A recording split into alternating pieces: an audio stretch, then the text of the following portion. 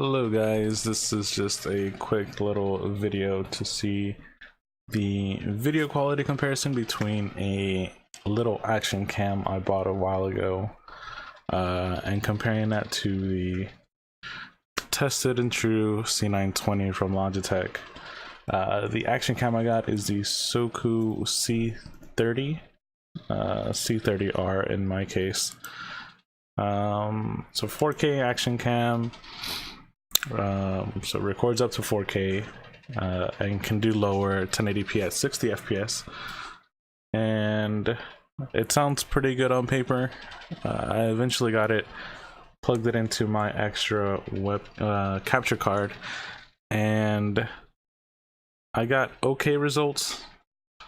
While it's definitely clearer than the C920, there's not a huge difference, I think.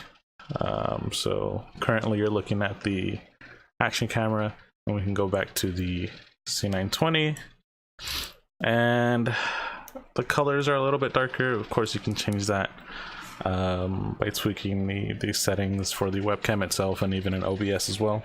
So it's not really a huge deal, but on the action camera you get a little bit more detail, but you also get a little bit more graininess. It's a little bit brighter, and I don't have any studio lighting or anything like that. I just have a few lamps on.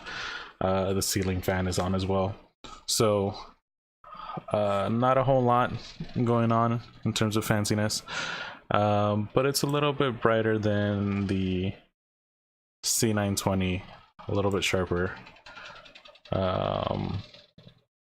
But considering how much it costs to have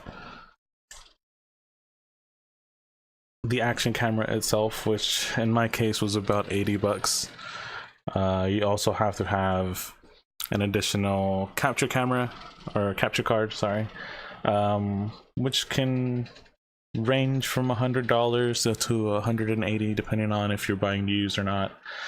The whole thing is like about over 200 bucks just to have this kind of setup, and for the marginal difference in video quality, it's there, but it's not really worth the $200 that you would have to invest in something like this.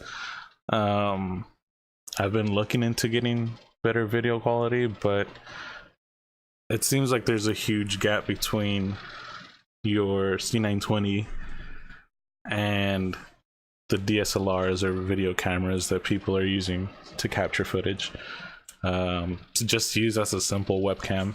So at this point it doesn't seem worth it.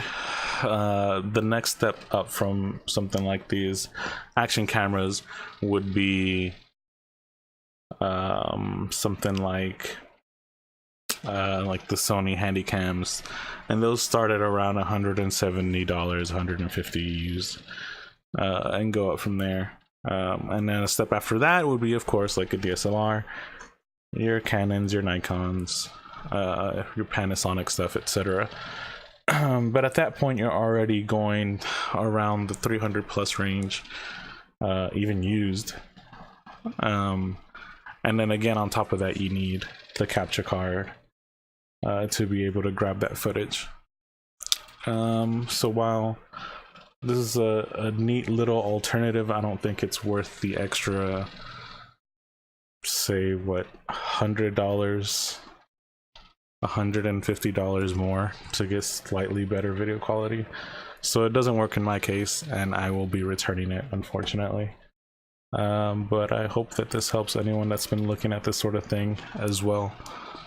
That'll be it for here, and I hope you learned a thing or two about this camera. Thanks.